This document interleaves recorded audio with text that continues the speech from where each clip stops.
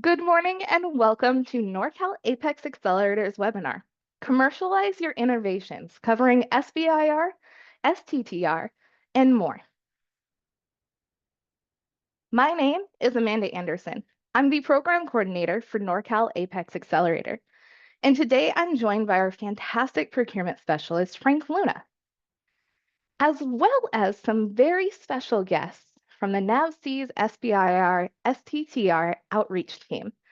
But they will be speaking to you in a little bit. First, I'd like to let you know a little bit about the APEX Accelerator program and how our program can help you with government contracting at absolutely no cost.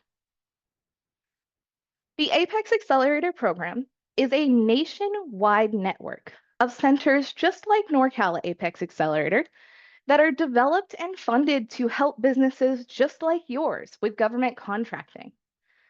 We offer a ton of different services across our network, but the best part is all of those services are absolutely free.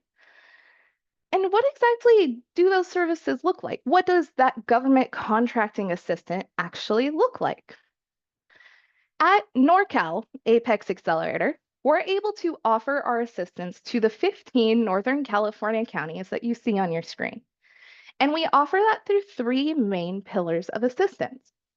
First, our one-on-one counseling, where once you are confirmed with us as a client and within our service area, you can meet with one of our many procurement specialists who have knowledge in contracting varying from local to state to federal to innovation, all of it. And we can help with anything from your initial certifications and registrations to helping you review solicitations and put in the best bid you can.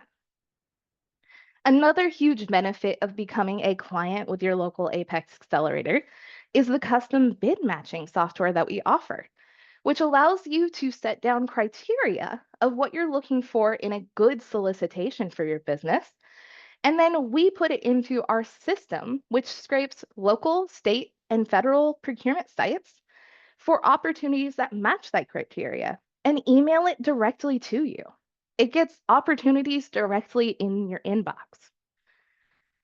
And our third pillar of assistance is our resources and trainings, something you're actually taking advantage of right now. The resources that we have on our website are many and regularly updated, covering topics like what certification is right for you, how to formulate your capability statement, and even local, state, and federal procurement website links so you can go and find those opportunities yourself. And like today's training, we put on many in-person and webinar trainings throughout the year covering a variety of topics, from introductory level overviews of what is government contracting to a bit more advanced topics like innovation contracting and the federal programs that are out there to support innovative businesses. So if you have not had a chance to connect with your local APEX Accelerator for their counseling services, I would highly recommend it. If you're within these 15 California counties, please do connect with NorCal APEX Accelerator. And if not, like I said, we are a nationwide network of centers. So there's absolutely a local APEX Accelerator who can help you and your business find your success in government contracting. And with that, I will go ahead and pass it off to Frank to get our presentation started. Well, good morning, everybody, and thank you again for joining. And thank you to Amanda. Amanda is a great resource and it helps us tremendously in putting together the content and helping us deliver the information that we prepare. My name is Frank Luna. You will have my contact information on some of these slides, and so please reach out for any questions after this presentation. A little bit about myself is I have about 25 years of government contract experience. I did start my career working for a small business many moons ago, of course.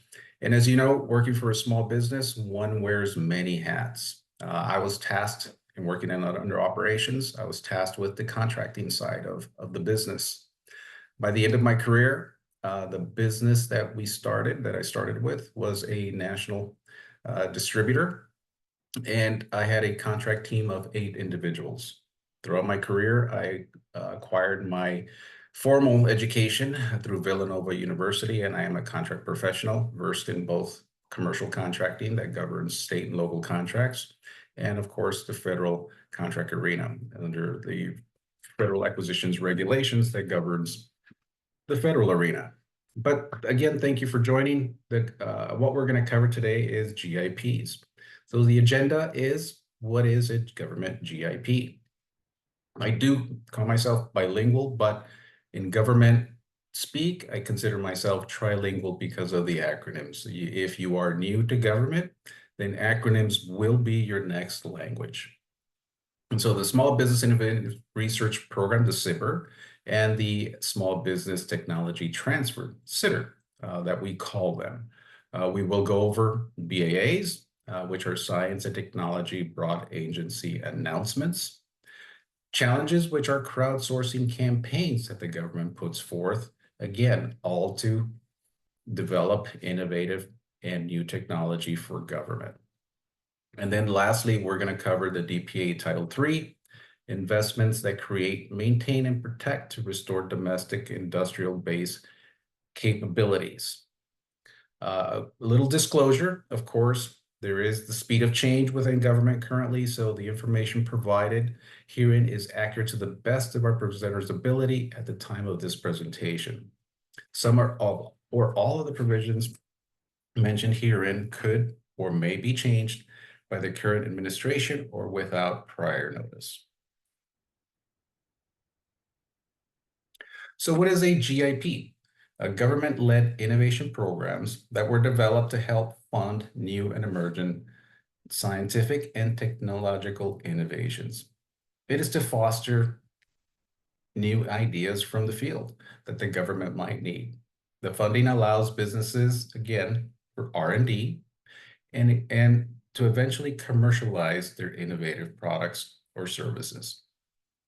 It was established under the Small Business and Innovation Development Act of 1982, and it was to strengthen the role of the innovative small business concerns in the federally funded research and development. This program has resulted in tens of thousands of patents. So as when you're thinking about this, you want to make sure that you protect your intellectual properties that are developed within your R&D. So please make sure that you keep that in mind. Now, we're going to cover the GIPs at a very high level. We're not going to be getting too much into the weeds here. And really, if you want to get into the weeds and you're really serious about government contracting, I have the privilege of working with a team of colleagues that are extremely knowledgeable within this sector. So please reach out to Apex or any of the resource partners that you'll see within the future slides. So the purpose, again, is to meet federal R&D needs. The government consistently needs innovative products. You keep in mind that the government does not create or build anything. The private sector, businesses, are there to commercialize and innovate from the federal research and development funding programs that are out there. It is, again, to stimulate technological innovation. And we'll cover what that innovation is in future slides. It's to encourage the participation in innovation by entrepreneurs, by women and socially, economically disadvantaged individuals. And there are socioeconomic classes that are within the federal sector that, again, we can cover in depth on a one-on-one counseling. And they are to foster technology transfer through R&Ds between small businesses and research institutions, STTRs. And now we're going to get into the SBIR programs in depth. This is one of the largest sections of our presentation, and here is where we're going to invite our two guests, presenters, to assist. Absolutely. And I'm delighted to invite Danielle Bailey and Drew McDougall, two representatives from the NAVSEA's SBIR STTR outreach team. Good morning, everyone. I am, as Amanda said, I'm Drew McDougall. I am the outreach coordinator for the NAVSEA, Naval Sea Systems Command. There's another acronym that Frank talked about. NAVSEA program for the SBIR Sitter. Danny Bailey, who is located there in California, is our West Coast engagement rep. I'm actually located up, though the program office is located at the Washington Navy Yard in DC. I'm actually located in the other Washington. I'm up just south of Seattle. So Danny and I handle all of the SBIR and Sitter interaction on the West Coast. Amanda, next slide. So as Frank mentioned, the SBIR program was established in 1982 under U.S. Code 15638. In fine ways of the government, it has never been permanently established. So it's I believe, the longest running pilot program in the federal government. We're over 40 years. Right now, this is actually a reauthorization year. So the program technically expires September 30th of 2025. Right now, there are 3 different versions reauthorizing the program. There is the House Republican version, the House and Senate Democrat version, and we're still waiting on the Senate Republican version to come out. Those will have to go through the reconciliation process this summer, and then hopefully before that September 30th date, we'll have some news on the new program.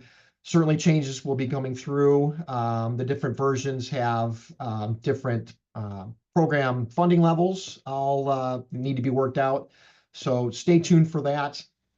Not looking like there's going to be any problems getting the program reauthorized. It's just a matter of what version it's going to be when it's reestablished there for the next go around. Most likely, it will be, again, another 3 to 5 year extension. It will not be a permanent encapsulation of the program, but again, 3 to 5 years for the next reauthorization. The Small Business Administration, or SBA, is the federal agency that is the overseer of the entire federal SBIR Sitter program.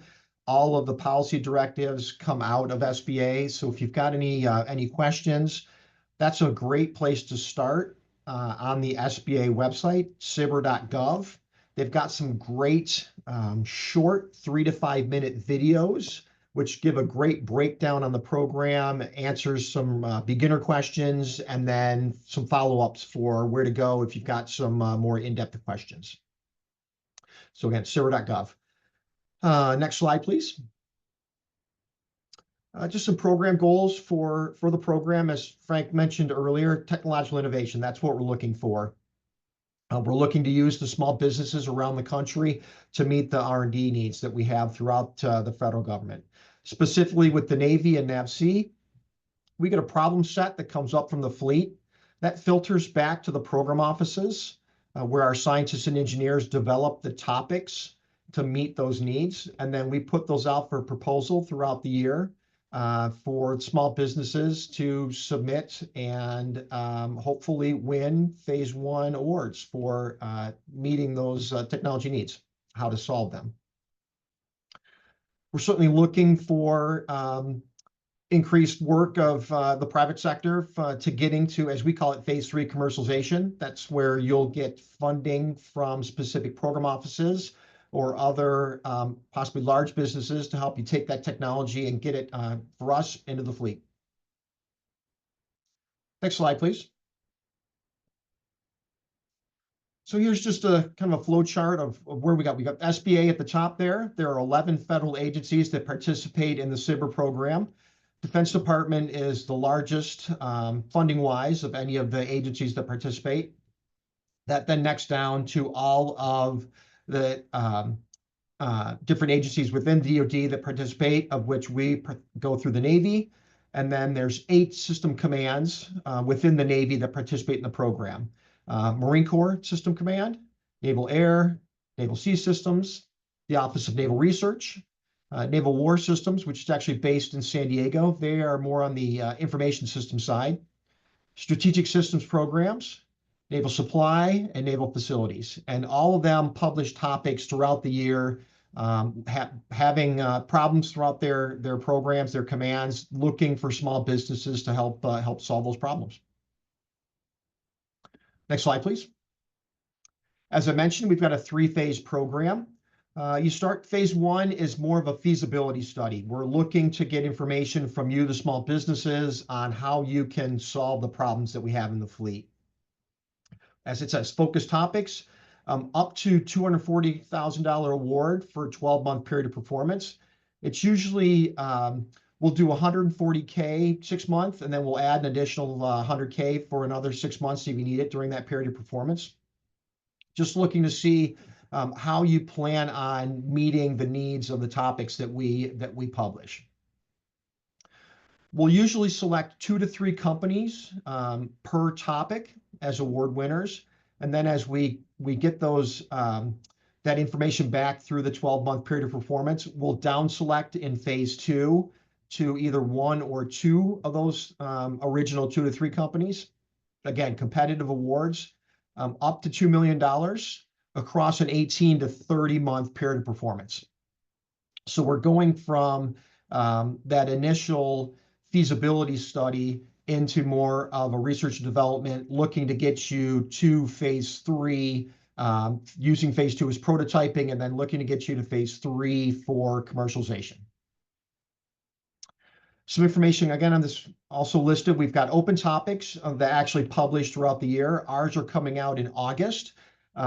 We, as the Navy, a couple of years ago during the last reauthorization program, the federal government required that all of the agencies have open topics. The Navies have started doing that the last couple of years.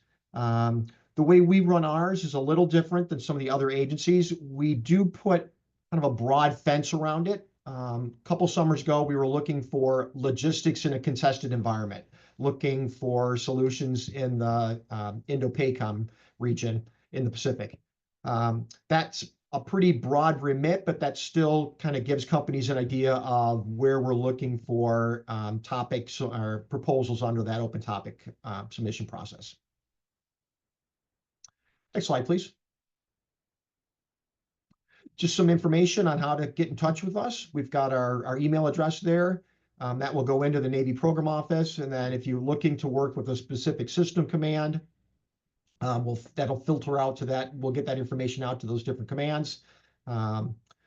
Best place to look for information on the Navy program is the NavySBIR.com. It's got great information there on all of the topics that are out currently. The schedule. Right now, there are topics that are released throughout the DoD on the SBIR program the first Wednesday of every month of the year. Not every system command releases topics on that first Wednesday, but you can always put a calendar reminder in. Just go back and look at the Navy SBIR site every first Wednesday of the month, and they'll have those topics if they're published for that month listed. Some information there on the newsletters, also SBIR soundings and transitions that you can see some of the information on some of the small businesses that have participated in the past and their success stories, how that's worked to get them to that phase 3, looking for those big commercial dollars in phase 3. And I think that's you would ask for a kind of a speed through on the NAVSEA Navy program. I'll be around for the rest of the presentation. If you've got any questions, please, I know we're going to do a Q&A at the end with Frank and myself, so I will stick around and I'll be happy to participate. Thank you, Amanda. Fantastic. Thank you so much, Drew. And as a friendly reminder for everybody, before I pass it off to Frank to give you more context to the SBIR and STTR programs, do remember these slides, as well as the recording of this event, will be emailed to you within 1 week of today's event. So you'll get all of these links and all of these contact infos and the QR codes all in your inbox within the week. And with that, I'll go ahead and pass it back to Frank.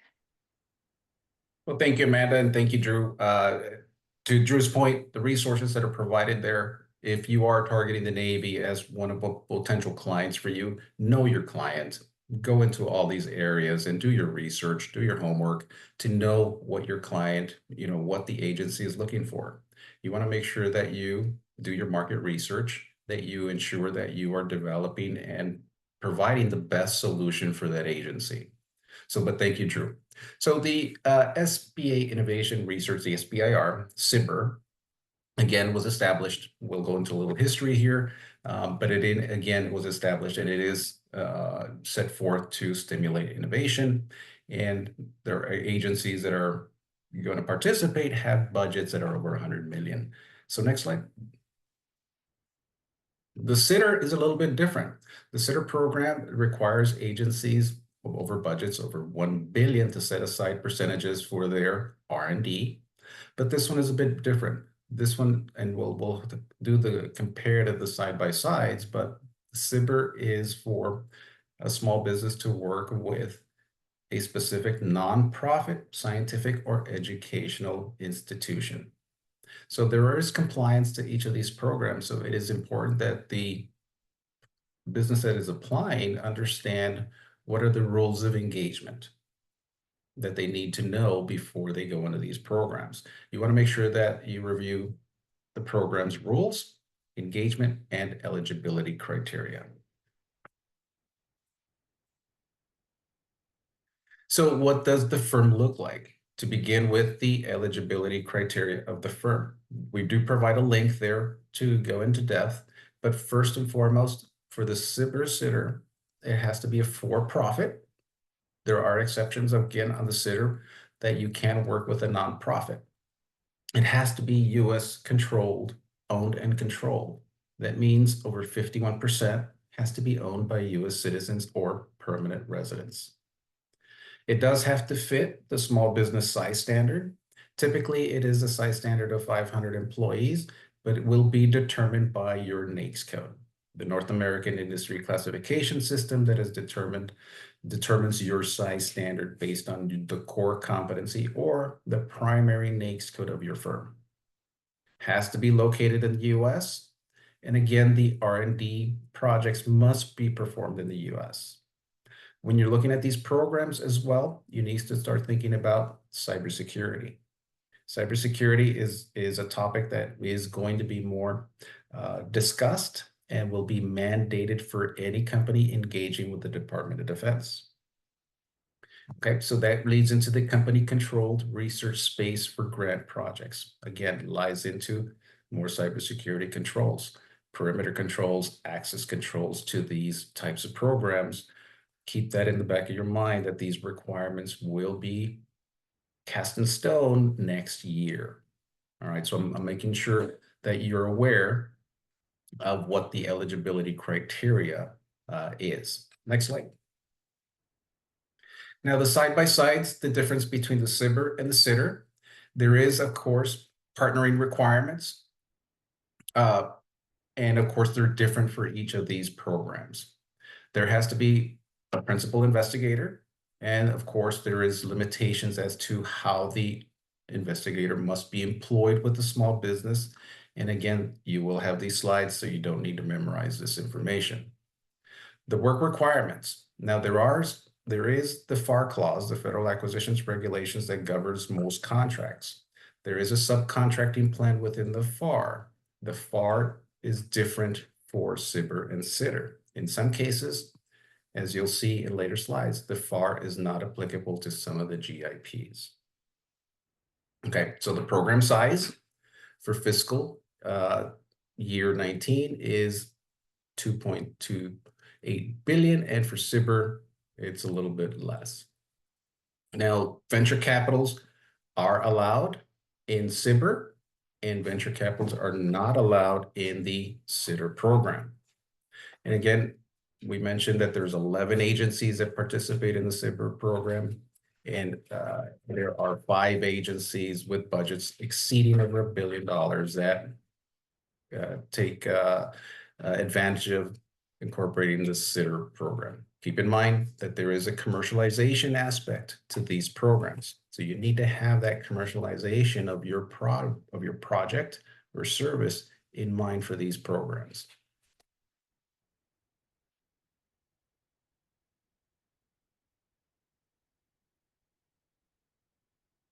So again, what does innovation mean? And this is where when we start to talk about these programs, this is where we table the project and we discuss, is it truly revolutionary? Has this process, product, or system ever been done before? And it has to take the innovative product and push it forward to the state-of-the-art or standard of care. And again, I emphasize the commercialization, but this is where we vet out a lot of the programs, a lot of the clients that want to enter these programs. And it is based on what is not funded under these programs as far as evolutionary. Does it consist of basic research? I've seen some of these programs that the client sees or thinks that it is going to be revolutionary, but it is taking repurposed technology. In other words, technology that exists and repurposes it into another type of program or system. That is not considered revolutionary. It might be innovative, but it cannot take an existing process or project and repurpose it into another project. So this is where we really need to take a objective look at what your scope of execution is, and really ask yourself these questions. Is it revolutionary? Has it ever been done before? I'll give you an example of one of my SBIR clients. He is currently in phase 1, and he is doing a project for a lunar rover. Again, the project has never been done before. It is revolutionary, and he has a viable project to move forward with NASA. So that gives you an idea of what type of a project will be eligible for this type of program. Next slide. Again, the participating agencies, there are 11, and again, know your agency. If you're targeting any of these agencies, you want to do your homework to make sure where they're planning, where their projects in the past have been, and where they're looking for new R&D programs for innovation moving forward.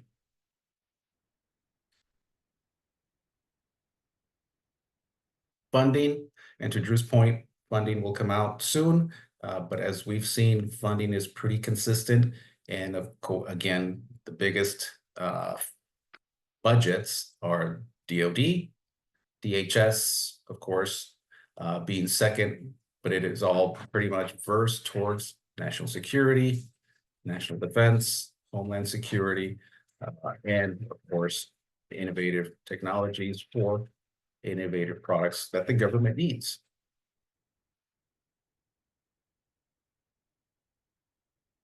Now, contracting versus grant agencies, there are two totally separate vehicles.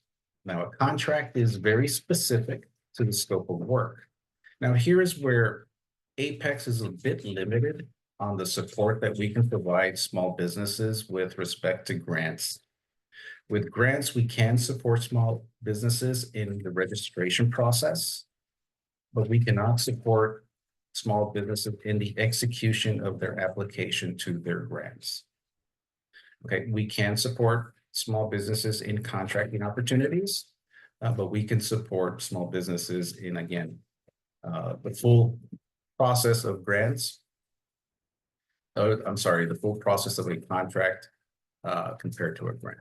Now, the contract, based on this example here, are very specific and have a timelines and a specific end result. Where a grant is going to be less defined, you're going to have more flexibility, and the funds support a public purpose for the best efforts in research. Now, the agencies listed before are the ones that are more predominantly putting out grants or contracts.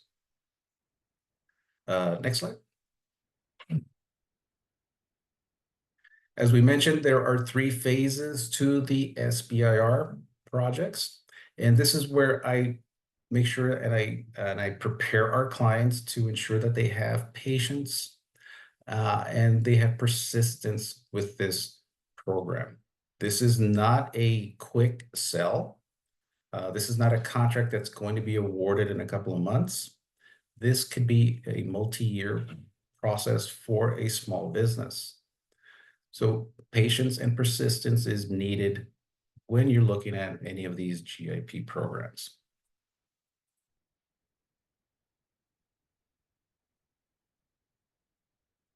The planner is great and will assist you in looking at what agencies are looking at as far as what their current needs are, and for you to begin to implement what I call pre-bid selling is to look at future projects that you can see and prepare for to compete for those types of R&D to commercialization projects. So all the participating agencies will update this periodically on SBIR.gov. And there's future slides on how to navigate through that. But if you're really serious about getting into this topic, we do recommend one-on-one counseling to help you navigate through these channels, to help answer the questions that will come up as you're navigating through these channels. And then more importantly, to help you execute the process of application. Next slide. Data rights. Data rights, I mentioned that you do have to ensure that you protect your data. So the government does receive a limited non-exclusive license or rights to use SBIR data, such that cannot be included or disclosed in any way. This non-disclosure obligation is accompanied by the data rights protection period. And as you'll see, it is for 20 years. This non-disclosure obligation means that the government cannot compete technologies containing SBIR data. So you do have some protection, but the government can also utilize the information. The protection does support the sole source phase 3 mandate, which requires phase 3 awards to the SBIR developing firm to the greatest extent practical. Okay, so keep in mind that the data rights are protected and the government also secures those data rights.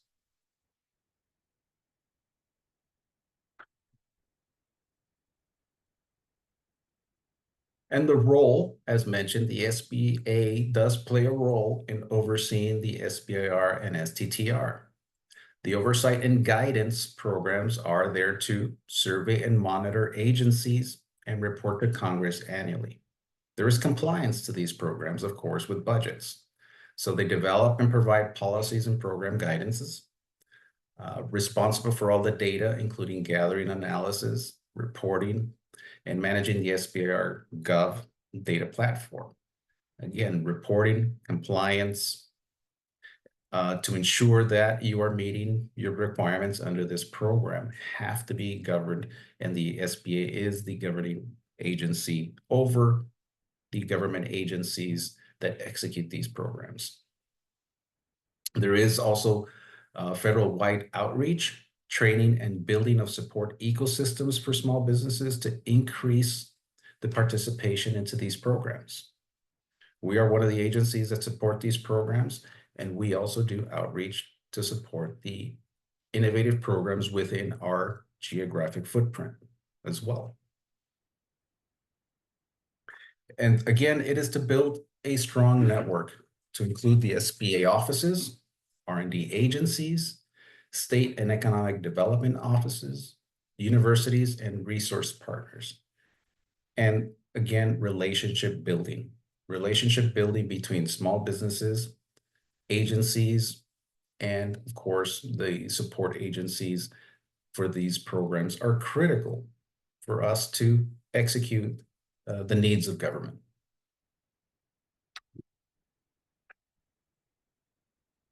Again, we did mention they have a very nice intuitive site, SBIR.gov, and under portfolio, you can see award data.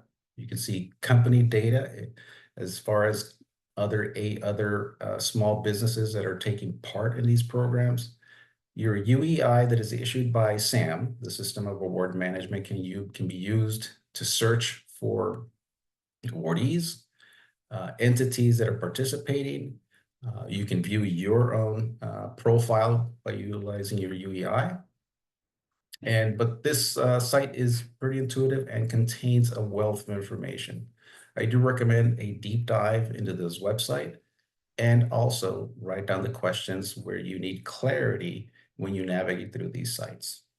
Next slide. There is a legacy site with some additional information, but I do need to make note that the legacy site will end next month. They have been transitioning from the old site to the new site, but there has been made note on the legacy site. So if you do need information, you have about a month, a little bit over about a month and a half to look at the legacy site for agency activity funding levels, a geographic sitemap, program trends, and as of late 24, there still can be found the legacy, like I mentioned, you got another couple of, another month before the legacy site goes away permanently. Under funding opportunities, you can apply, and it is a step-by-step process, which is great. But again, you will have questions, and make sure you read and understand everything. With government, there is an old saying that the devil lives in the detail. It could not be more true than in government contracting. The detail needs to be read and understood because you are assuming a risk.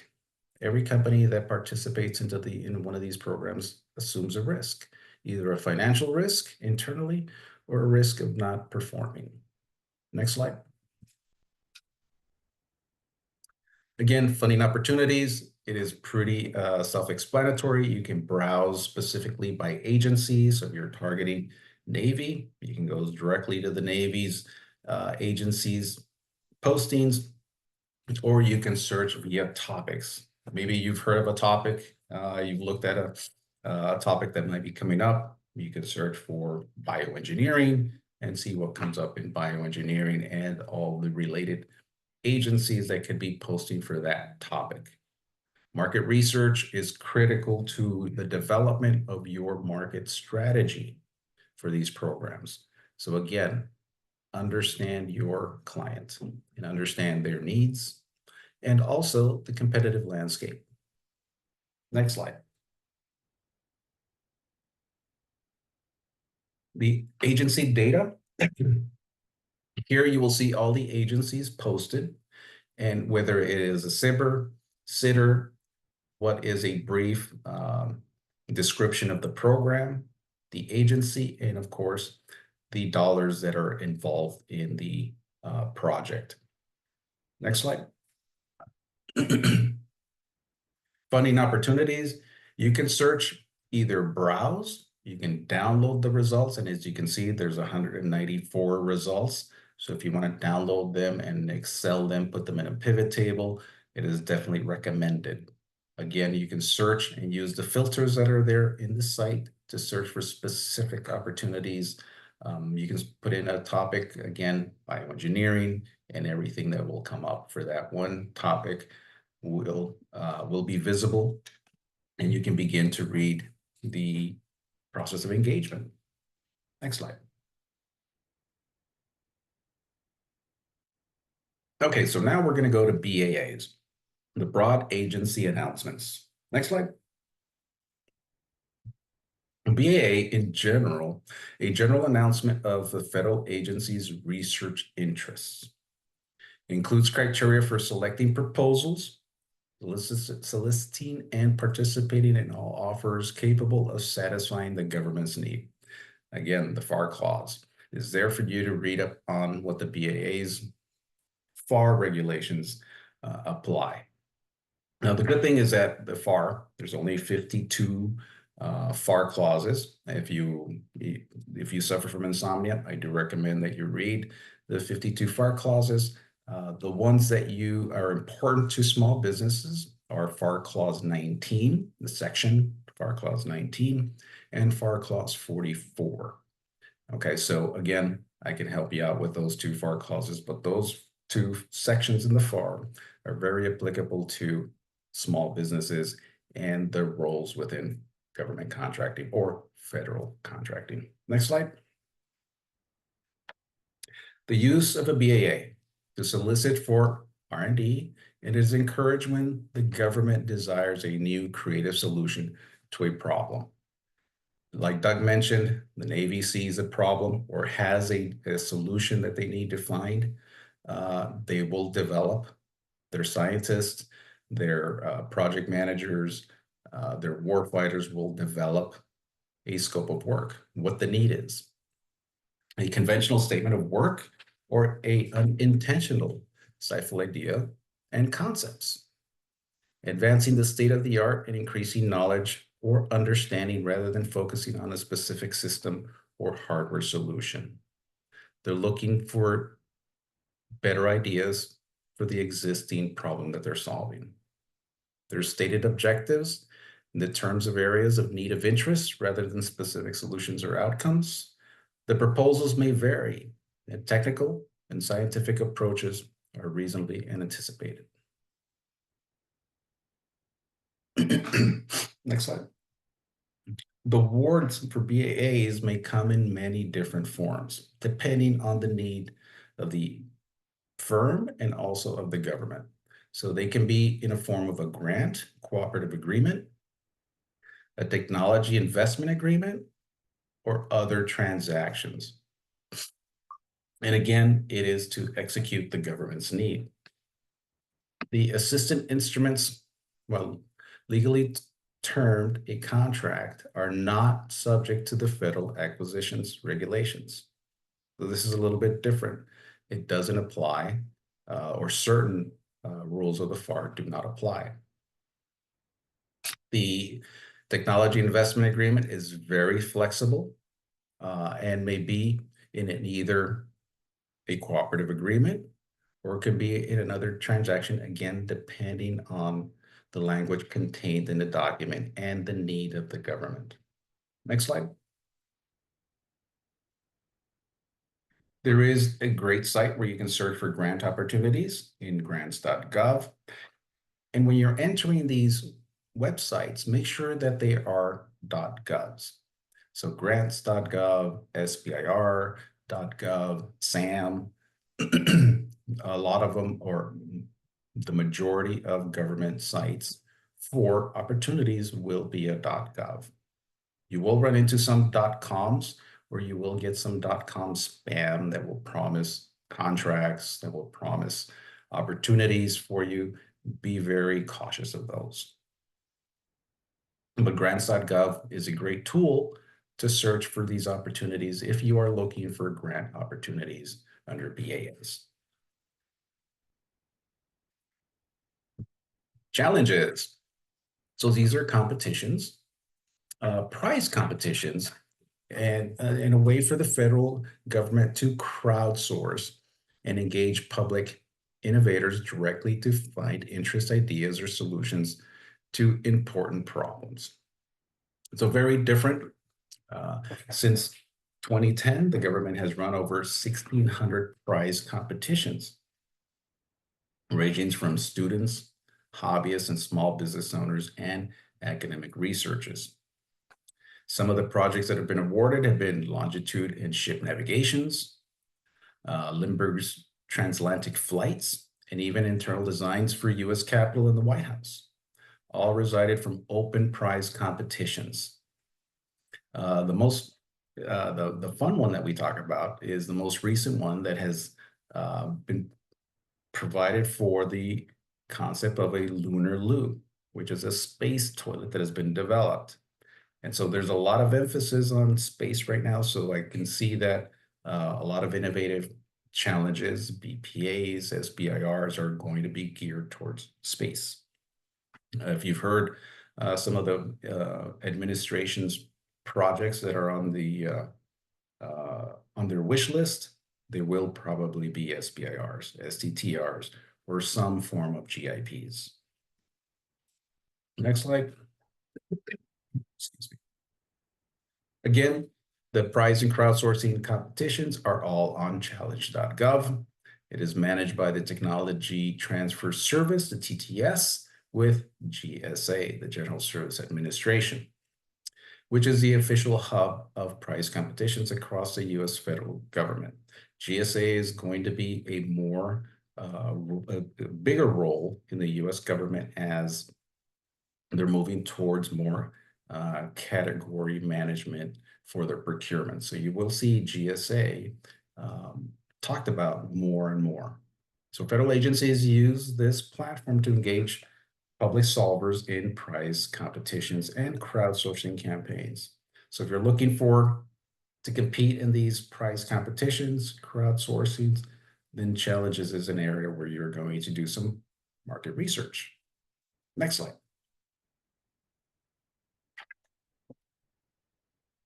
So again, everything is public information. The Freedom of Information Act allows us to see everything in government. So challenge is open to the general public. And through the site, again, you can review and learn about fast price competitions, follow the price competitions that allow you to get important updates, and also know who's in the field. You can possibly maybe partner up or find a relationship that you can develop a challenge response. Submit a solution directly to the price competition. Of course, rules for participating and submitting solutions to price competitions and crowdsourcings vary. Check the guidelines. And again, eligibility is important with any and all of these programs. For open competitions, they do provide a nice search engine within their site for you to search via sponsor, an agency, a challenge type, keyword, where you can do your due diligence to find the appropriate challenge for you to compete for.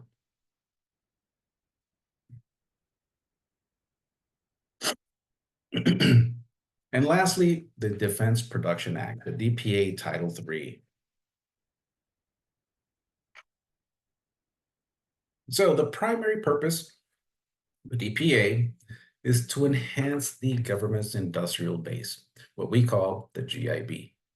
Its ability to produce critical components, materials, and technologies essential for national defense. DPA also enables the president to address current projected shortfalls in industrial resources, clinical technology items, essential materials needed for national defense purposes, and also supports the development of substitutes for just strategic critical materials and encourages the use of small businesses in these initiatives. The fund is allocated for DPAs projected or managed through the Defense Production Act Fund. Next slide. The DPA Title III, the expansive and productive capacity and supply. So in a shortfall, the president may authorize an agency to support entities financially in a form of loans, investment to develop the capacity, plus necessities to increase government shortfalls.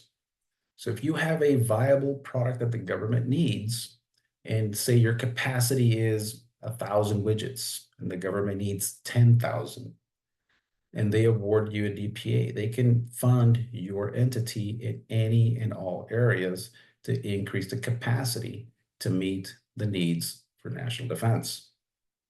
They can also make provisions to purchase and or commitments to purchase in support of national defense. In other words, they can say, I need 1,000 widgets by next year. And here is the funds based on your needs in order to execute that need. So again, DPA Title IIIs are based on the shortfalls within government. Here's an example of a DPA Title III release. And they are released and they can also be found in sam.gov. But there is also a site in the next slide, please, where you can do, again, market research and research within the Industrial Base Policies website. The link is provided for requests of information for these DPA Title III announcements.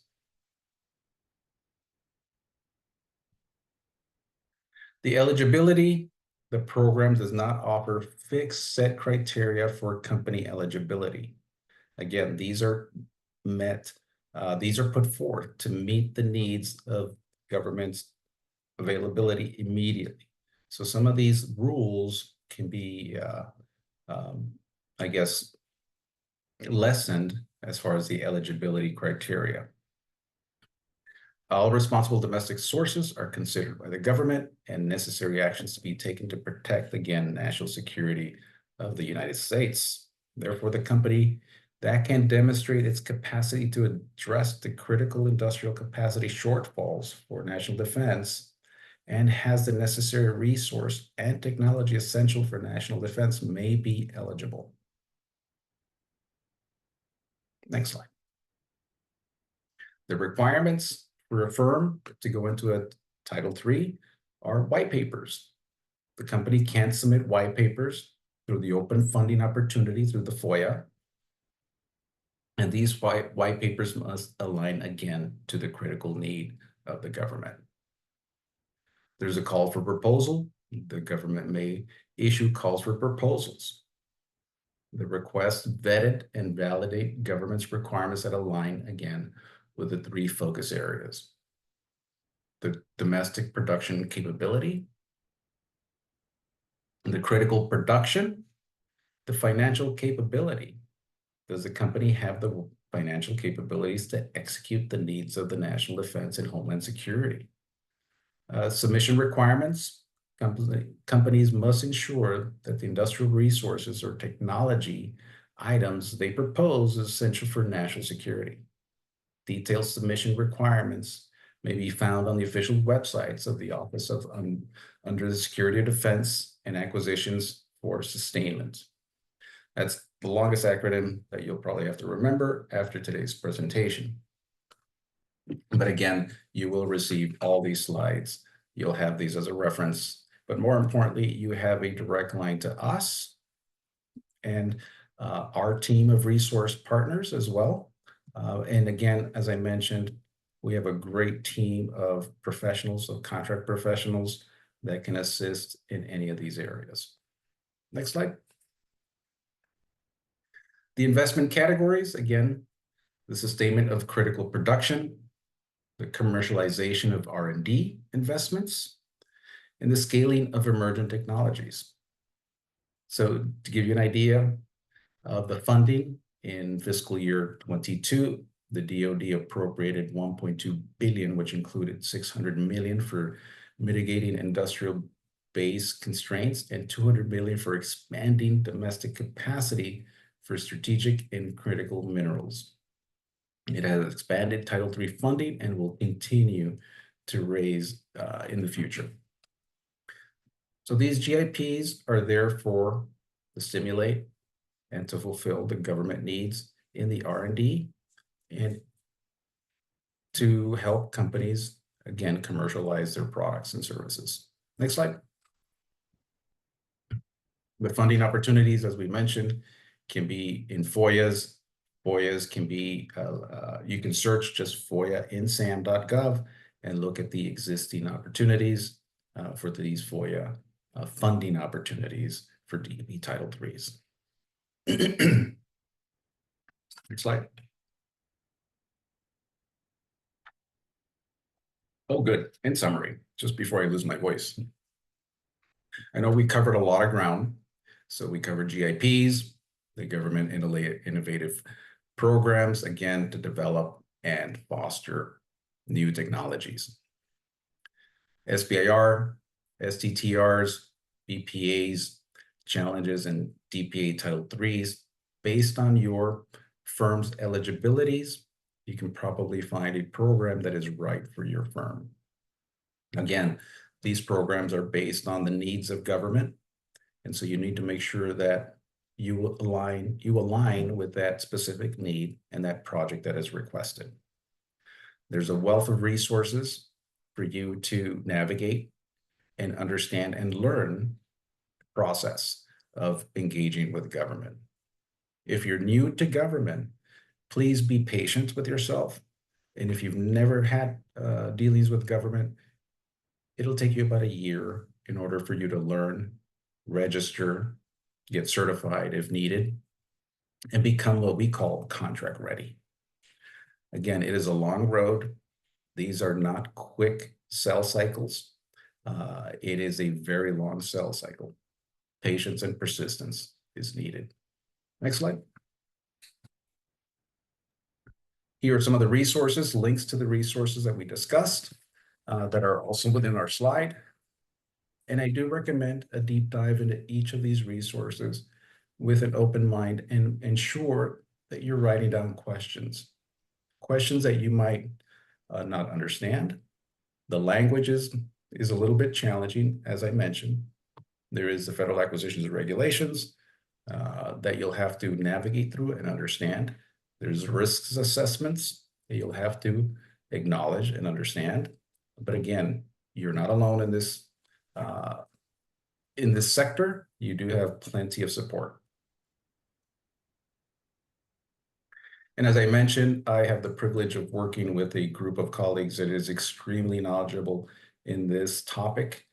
So if I don't have the answer, which many times I don't, I can always go back to the pool of colleagues across the nation, not only here at NorCal, but I have access to a pool, national pool of professionals that can assist in any and all topics related to government contracting.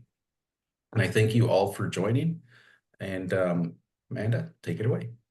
Absolutely. Thank you so much for that presentation. And I do know we are just about out of time, but I do see a couple of questions that I would like to kind of wrap this presentation up with. But do know that Apex accelerators are always here to help you with SBIR, STTR, and the other GIPs that we discussed today. So if you have not already connected with your local Apex accelerator, I highly recommend you do so.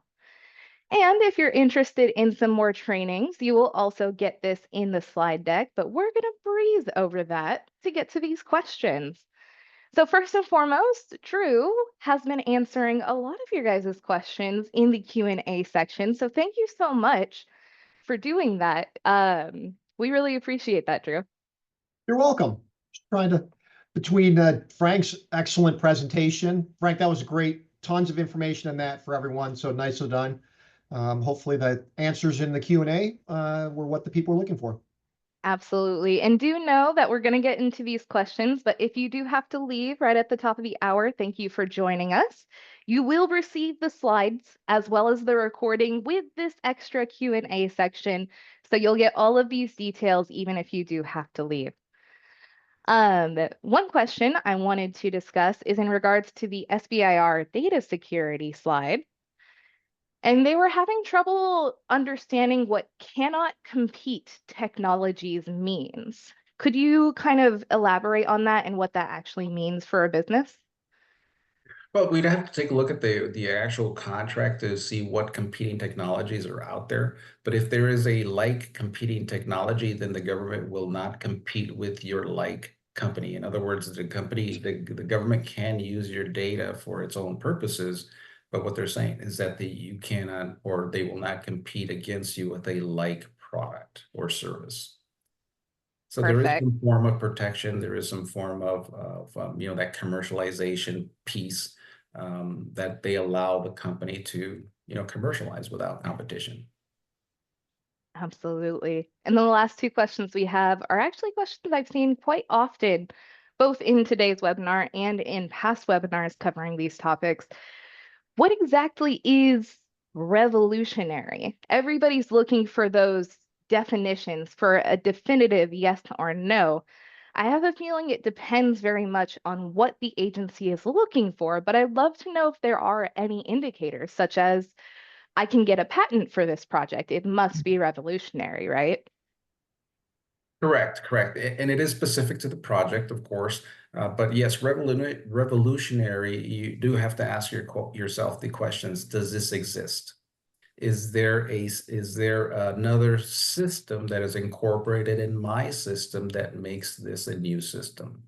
An example that I use is I had a client that was wanting to provide some type of drone technology. but was using an existing drone, but it was not revolutionary in that respect. Mm. The end result of the drone might be something novel, something new, but revolutionary, it did not meet that mark. I go back to the lunar rover. The lunar rover has not been done before. It is something that is going to be incorporating new technology. And so that is getting funding. It probably has reallocation of certain technologies out there, but the whole project is revolutionary. Awesome. And I know, Drew, you put an answer in the Q&A about this as well, and you had discussed that sometimes it may not be an extremely revolutionary product, but if it filled the need, it could still work. Is that true? That's correct. And it might just be semantics even between reviewers on what their definitions of revolutionary versus innovative. The example I listed in the Q&A was the aircraft tie-down system. They were just looking for they were having some issues with that on the carrier, and they were looking for a new system. What was proposed under the SBIR topic, some people might not term that as revolutionary, but it certainly answered what we were looking for within NAVC for that system. So with that, it answered the mail. So I think, as Frank said, it just kind of, it can depend between reviewers and which agencies you're actually dealing with. But you certainly, with any of these, if you've got questions, specifically on the SBIR side, you can use the pre-release period when the topics come out to have one-on-one discussions with the technical points of contact. That's really when you want to use those 25 to 30 days. If you've got any questions about whether your technology really is revolutionary, whether it fits the bill, they should be able to answer during that time period and give you a kind of a go, no go on if you're in the right direction. They're not going to be able to tell you specifically, yes, this is something that we're going to approve. They're certainly not going to do that, but they're going to give you some guidance on whether it fits the bill under that topic. Fantastic.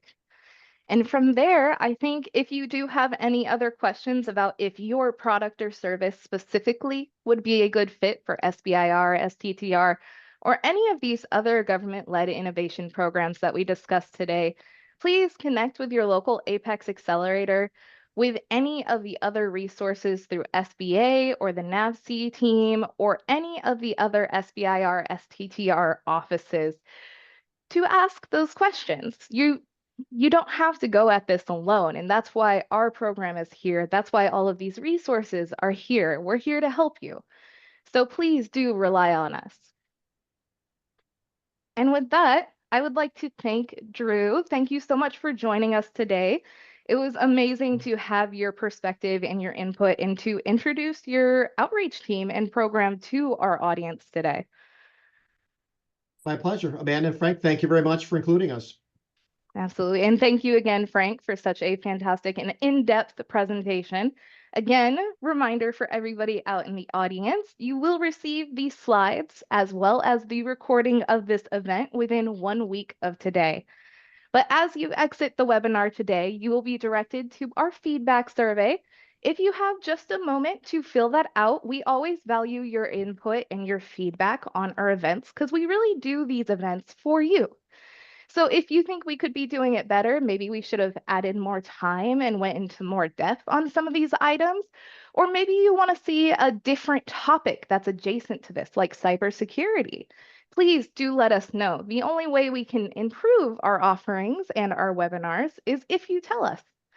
But also on the flip side, if you absolutely loved this presentation, you loved that we had these guest speakers and that you can now connect with them, please let us know that as well. We love to hear how we are doing well for you, and that way we can continue to do so.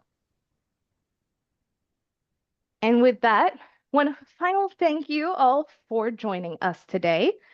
I hope you guys have a fantastic rest of your Thursday and are gearing up for a fantastic weekend. Bye-bye, everybody. Thank you, everybody. Bye.